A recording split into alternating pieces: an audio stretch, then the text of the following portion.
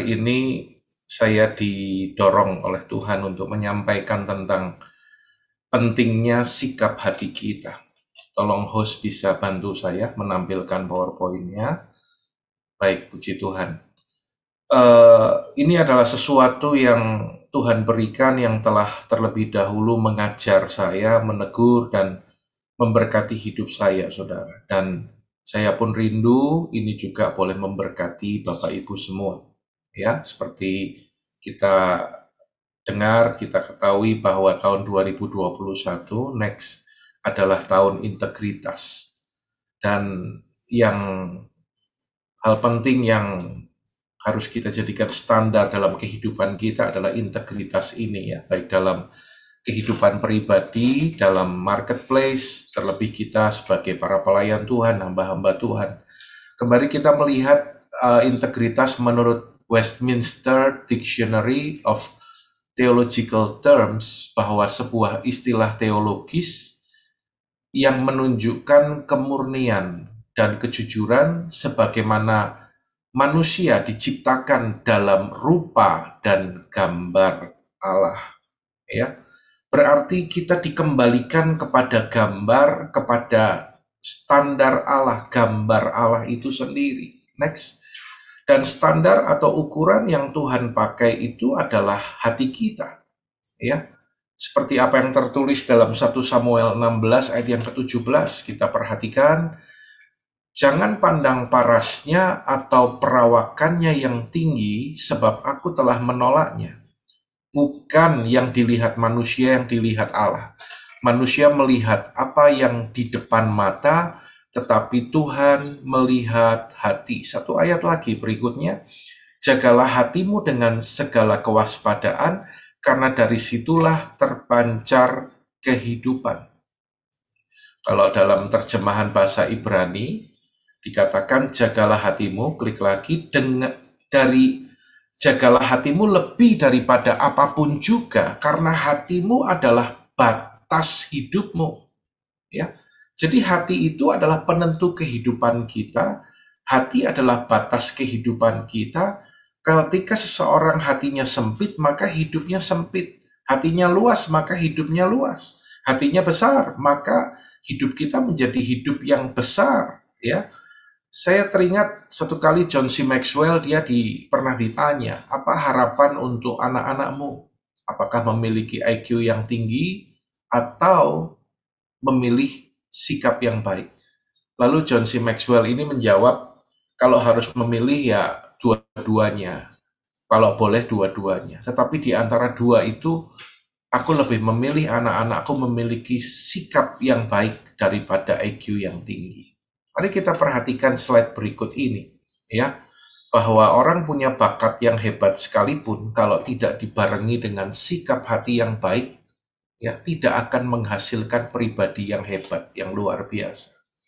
Tentunya kita semua mau menjadi orang-orang dengan pribadi yang hebat, yang luar biasa, yang mau katakan amin, saudara. Next, karena sikap adalah teman terbaik kita atau musuh terburuk kita.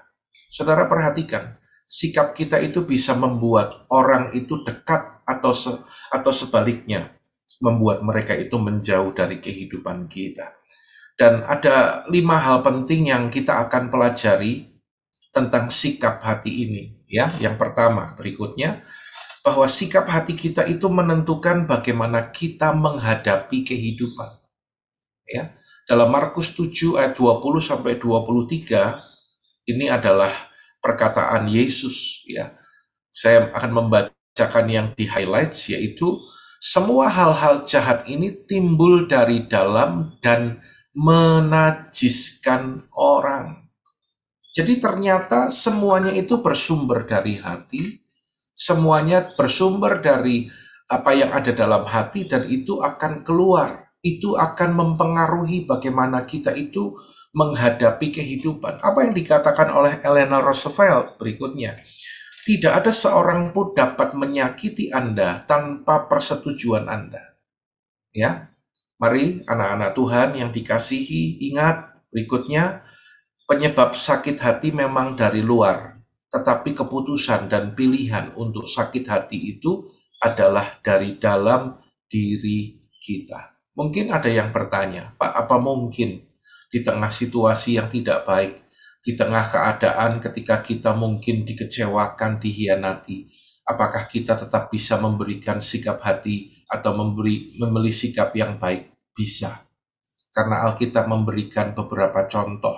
Saya teringat pengalaman Yusuf ketika dia mengalami proses selama kurang lebih 13 tahun. Ya, dalam keadaan proses yang tidak baik, yang tidak enak. Dan ketika bertemu dengan saudara-saudaranya yang berbuat jahat terhadap dia, Yusuf berhasil memilih sikap yang baik. Dia berhasil dan dia berkata, memang engkau merekakan yang jahat, tetapi Tuhan telah mereka-rekakannya untuk kebaikan kita. Ya, nah karena itu Bapak Ibu yang dikasihi Tuhan, mari jangan kita dikondisikan oleh keadaan atau orang-orang di sekitar kita. Berapa banyak kita berpikir punya prinsip seperti ini. Habis dia yang salah, Pak.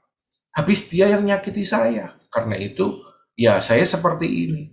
Ya, seringkali kita berkata, karena kamu jual, ya aku beli, gitu kan. Kalau kamu nggak jual, ya aku nggak beli. Kenapa kita nggak mempunyai prinsip, biarin kamu jual, aku nggak mau beli. Biarin kamu melukai aku, biarin kamu ngecewain aku. Tetapi aku nggak akan kecewa, aku nggak akan sakit hati. Berikutnya yang kedua, sikap hati akan menentukan hubungan kita dengan orang lain. Jadi bukan tergantung orang lain ya Bapak Ibu ya, tetapi tergantung siapa? Tergantung diri kita. Teddy Roosevelt, dia berkata unsur terpenting dalam rumusan sukses adalah mengetahui bagaimana caranya bergaul akur dengan orang lain. Klik sekali lagi. Dan John Rockefeller, dia berkata, saya akan bayar upah lebih untuk kemampuan akur dengan orang lain ketimbang kemampuan apapun juga. Dan kita akan melihat berikutnya, yaitu perkataan Tuhan Yesus, yang sering diberikan istilah, firman ini, ayat ini diberikan istilah the golden rule, ya. Segala sesuatu yang kamu kehendaki supaya orang perbuat kepadamu, baca sama-sama yuk di rumah Bapak Ibu. Perbuatlah demikian juga kepada mereka. Itulah isi seluruh hukum Taurat dan kitab para nabi. Apa strong point-nya di sini? Strong point-nya adalah apa yang mau saya perbuat. Tentunya kita semua mau dihormati, kita mau dihargai, kita mau dimengerti oleh orang, kita mau orang lain itu percaya kepada kita, ya. Karena itu mulailah dengan apa yang kita bisa lakukan kepada mereka. Yang menangkap katakan amin Bapak Ibu. Ya, ada satu hasil survei next, ya. Ternyata kalau kita berbicara tentang mengapa pelanggan pergi itu survei terbesar, ya, bukan karena tidak puas, bukan karena alasan harga, bukan karena yang lain-lain, tetapi perhatikan, 68% yang menyebabkan pelanggan itu pergi karena sikap hati yang tidak baik, sikap hati yang tidak peduli dari karyawan-karyawan mereka.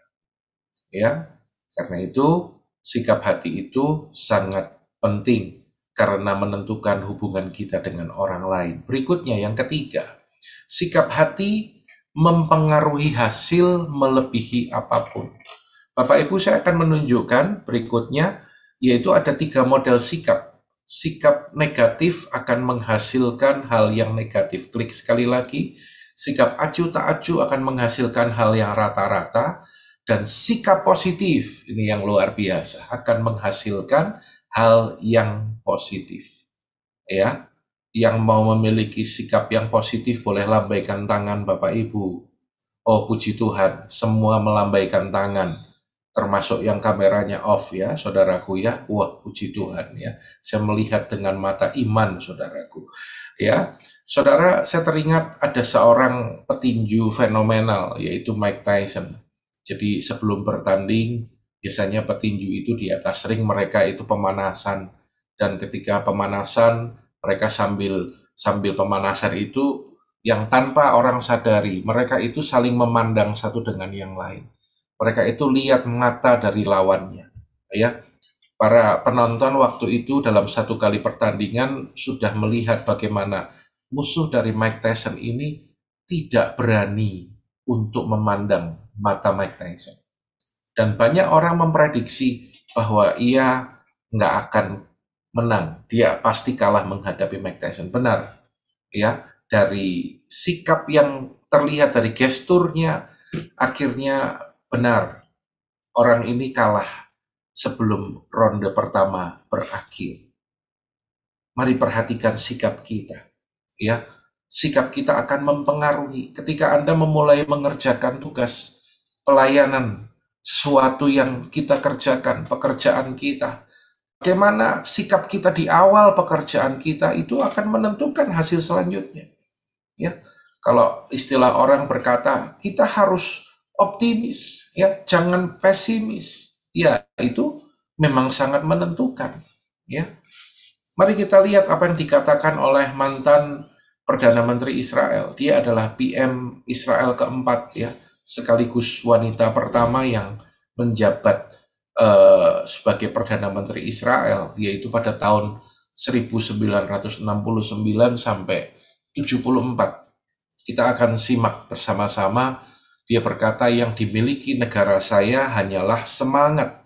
Kami tidak punya uang dari minyak, tidak punya tambang yang menghasilkan kekayaan besar dalam tanah, karena tidak punya dukungan opini. Kami tidak mempunyai dukungan opini publik yang menguntungkan. Yang dimiliki Israel adalah semangat rakyatnya. Dan kalau rakyat kami kehilangan semangatnya, bahkan Amerika pun tidak bisa menyelamatkan kami. Ya, kita melihat bagaimana sumber daya tanpa sikap yang benar sekalipun itu adalah sebuah kekalahan. Apa yang Alkitab katakan berikutnya dalam Yakobus 1 ayat 6 sampai yang ke-7. Saudara, kita baca sama-sama. Hendaklah ia memintanya dalam iman dan sama sekali jangan bimbang. Sebab orang yang bimbang sama dengan gelombang laut yang diombang-ambingkan kian kemari oleh angin. Orang yang demikian janganlah mengira bahwa ia akan menerima sesuatu dari Tuhan. Ya, jadi dimulai dari sikap akan menghasilkan tindakan dan itu akan menentukan keberhasilan kita. Tentunya kita semua mau berhasil dalam pekerjaan, dalam pelayanan, dalam seluruh aspek kehidupan kita. Yang mau berhasil katakan amin, Bapak Ibu. Saya berdoa supaya Anda semua adalah orang-orang yang berhasil, orang yang mau berhasil lambaikan tangan saudara. Puji Tuhan, puji Tuhan. Dan yang keempat, ini yang luar biasa. Ketika kita memiliki sikap hati yang baik, sikap hati yang benar, sikap hati kita itu bisa mengubah masalah menjadi berkat. Ya, apa yang dikatakan John C. Maxwell, kita akan lihat bersama-sama. John C. Maxwell berkata, masalah Anda bukanlah masalah Anda. Artinya bukan masalah yang sedang terjadi atau problem yang sedang terjadi. Tetapi masalah yang sebenarnya adalah apa? Sama-sama Bapak Ibu. Masalah yang sebenarnya adalah 2-3, sikap Anda ketika menghadapi masalah. Ada seorang bernama Peng Shulin, klik sekali lagi. Mungkin Bapak Ibu pernah melihat atau membaca artikel atau ceritanya. Dia adalah diberi istilah orang menjulukinya manusia separuh, ya. Jadi pada tahun 95 ia mengalami kecelakaan yang berat, tapi mobilnya bertabrakan dengan sebuah truk dan maafkan kalau bagian tubuh dari perut ke bawah itu terlindas. Ya. Orang mengira dia mati, tapi ternyata dia hidup dan selama 12 tahun dia harus menjalani masa pemulihan. Waktu yang tidak sebentar. Ya, Peng Shulin ini terus berupaya untuk mencari cara bagaimana agar bisa pulih layaknya orang yang normal. Dan akhirnya pada tahun 2008, ya, 13 tahun setelah peristiwa itu terjadi, dokter di Pusat Riset dan Rehabilitasi Beijing, Cina, memberikan ia kado istimewa. Jadi dia dibuatkan semacam wadah prostetik seperti cangkang telur, seperti yang kita lihat itu, ya, tetap seperti sebuah casing yang canggih dipasang di tubuh bagian bawah Shulin ini. Alat itu kemudian dihubungkan dengan 2 kaki bionik untuk membantunya berjalan. Ya, dia begitu senang bisa berjalan setelah lebih dari 10 tahun dengan tubuh setengah dia nggak bisa lakukan apa-apa. Dan akhirnya dari hal itu dia mulai bangkit kembali. Anda bisa bayangkan orang dengan kondisi tubuh yang demikian kembali memulai semangatnya dan dia membuka usahanya, membuka Toserba dengan nama Half Man, Half Price Store. Jadi toko pria separuh badan dengan harga separuh. Ya, jadi sebagai pebisnis dia juga memberikan motivasi kepada orang-orang yang mengalami amputasi. Dia sering diundang sebagai pembicara dan memberikan semangat kepada pasien-pasien yang kehilangan anggota tubuhnya. Luar biasa, saudara. Mari kita renungkan. Kadang diri kita seringkali kehilangan semangat atau mungkin bahkan putus asa. Meskipun keadaan kita jauh lebih baik daripada orang ini. Ya, saya percaya kita semua yang hadir pagi hari ini, secara tubuh kita lebih sempurna. Kita memiliki tubuh yang sempurna dibandingkan Peng Shulin ini.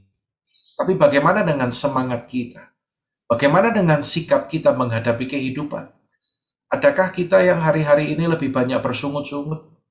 Atau mungkin mulai putus asa di tengah masa pandemi yang tidak mudah ini? Saudara, semuanya itu berjuang. Semuanya punya persoalan. Semuanya punya pergumulan. Jadi mari kita bangkit. Jangan merasa diriku yang memiliki persoalan yang paling besar di antara orang lain. Sampai kita menganggap persoalanku ini yang paling besar. Ya. Setingkat kota Madia, Pak. Ini udah paling besar. Nggak ada yang punya masalah lebih besar dari saya. Keliru, Bapak Ibu. Ya, kalau bicara masalah, saya sering bilang sama jemaat, Anda punya masalah kan? Setiap orang punya masalah kan? Gembalamu punya masalah enggak? Punya. Kalau ada 150 atau 200 jemaat, berarti ada 200 masalah. Banyak mana? Dia hanya tersenyum dan tidak bisa menjawab. Ya, tapi mari kita bangkitkan, kita mulai bereskan sikap hati kita. Ya, seumpama kalau saya ilustrasikan kehidupan ini seumpama seperti hanya batu gerinda. Anda tahu batu gerinda? Batu yang digunakan oleh tukang ketika dia habis potong besi atau apa gitu. Itu batu itu digunakan untuk membuat besi yang terpotong itu menjadi halus atau membentuk sesuatu yang diinginkan. Ya, pertanyaan saya gini Bapak Ibu. Ya, kalau kehidupan ini seumpama batu gerinda, apakah itu menggerinda Anda sampai habis, hancur, ataukah justru Anda mengizinkan kehidupan ini mengasah kehidupan kita supaya semakin tajam, supaya semakin berkenan kepada Tuhan. Ya, mari kita perbaiki sikap kita, ya, seperti apa yang dialami juga oleh Daud. Saul dan Daud ini memiliki sikap yang berbeda. Kenapa tadi di poin yang ketiga saya katakan akan mengubah masalah itu menjadi berkat. Sama-sama menghadapi orang Filistin, sama-sama menghadapi tentara Filistin. Tetapi Saul takut. Nanti Bapak Ibu baca cerita ini yang kemarin salah satunya ketika saya juga sampaikan di ibadah minggu ya di tempat kami, bahwa ketika Saul dan orang Israel mendengar apa yang dikatakan oleh orang Filistin, cemaslah mereka dan sangat ketakutan. Baru mendengar loh Bapak Ibu, belum diapa-apain, baru mendengar. sudah ketakutan. Berapa banyak kita pun baru mendengar sesuatu, baru dengar tentang ini, tentang itu, langsung cemas dan ketakutan. Itu bukan sikap yang benar. Ya, Daud, dia punya prinsip ketika menghadapi Goliat. Dia berkata bahwa dengan nama Tuhan semesta alam, aku akan mendatangi engkau. Kalau Saul takut karena melihat Goliat yang besar, tapi Daud berkata dalam hatinya, justru karena Goliat yang begitu besar, ya, karena objeknya besar, ketika aku tembak dengan ketapel, akan lebih banyak kenanya daripada melesetnya. Bapak Ibu percaya, masalah boleh semakin besar, tapi justru kita akan melihat mujizat dan pertolongan Tuhan juga yang semakin besar dalam kehidupan kita. Yang percaya katakan amin, Bapak Ibu. Dan yang terakhir, ya, ini ngebut ya, saudaraku ya, waktunya udah habis nih, hampir habis ya. Yang kelima, kesimpulannya di sini, bahwa semua sikap yang tadi kita pelajari, yang kita renungkan tadi, sikap itu menentukan kita menghadapi kehidupan, menentukan hubungan kita dengan orang lain, mempengaruhi hasil yang kita kerjakan, sikap kita bisa mengubah masalah menjadi berkat. Dan kesimpulannya adalah bahwa sikap hati yang baik, yang benar tadi tidak otomatis baik ketika menjadi orang Kristen. Jadi nggak akan tiba-tiba berubah ketika seseorang menerima Yesus menjadi seorang percaya langsung berubah, tidak. Perhatikan, karena kedewasaan itu tidak ditentukan oleh usia jasmani. Berapa banyak orang secara usia jasmani usianya cukup tua, tetapi maafkan saya, sikapnya kekanak-kanakan, saudara. Ya, itu eh, sering terjadi, ya, dalam pekerjaan, dalam pelayanan, dalam gereja, tersinggung sedikit, ya, nggak pelayanan lagi. Ada perkataan yang salah sedikit, langsung kecewa, marah, gitu ya. Jadi kurang luas hatinya, saudara. Ya, kedewasaan ini juga tidak ditentukan oleh usia rohani. Belum tentu orang yang sudah mengaku ikut Yesus sekian tahun, dia otomatis menjadi dewasa, tidak. Tetapi baca sama-sama tulisan yang huruf besar. Kedewasaan itu hanya muncul oleh keputusan untuk rela dibentuk dan diubah oleh Tuhan. Siapa di sini orang-orang yang rela dibentuk dan diubah oleh Tuhan? Kalau saya yang pertama angkat tangan, saudara. Ya, puji Tuhan. Biarlah saudara menjadi orang yang rela dibentuk dan diubah oleh Tuhan.